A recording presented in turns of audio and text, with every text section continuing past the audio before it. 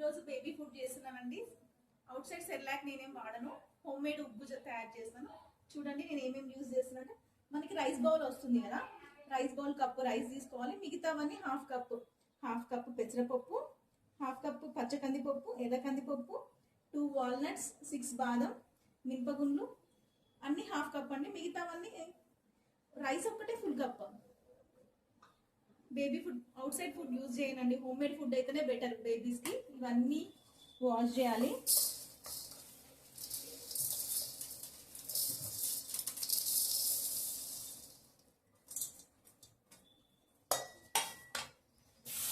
చూడండి ఇవన్నీ బాగా వాష్ చేసుకోవాలండి, 2 to 3 టైమ్స్ వాష్ చేసుకోవాలి.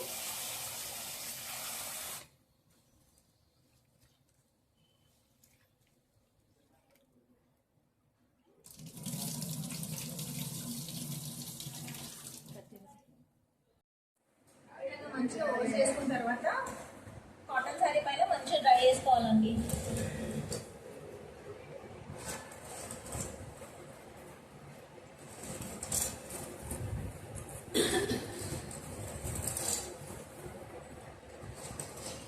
బాగా డ్రై అయిన తర్వాత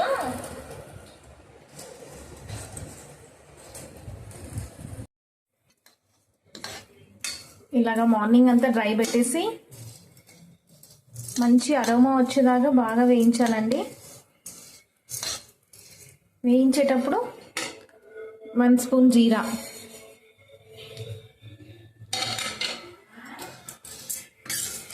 బేబీకి బాగా డైజెషన్ అవుతుంది. 1 టీ స్పూన్ జీరా వేసి బాగా అరోమా మంచి స్మెల్ వచ్చేదాకా బాగా దోరగా వేయించాలండి. స్టవ్ సిమ్లో పెట్టేసి బాగా వేయించాలి.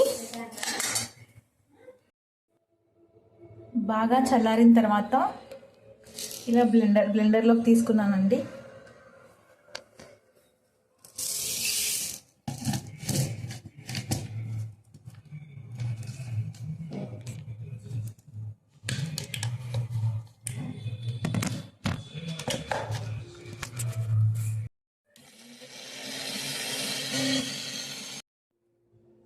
ఫైనల్లీ 8 కంటైనర్లో స్టోర్ చేసి పెట్టుకోవాలండి. అప్ టు 1 మంత్ వరకు పాడవకుండా బాగుంటుంది.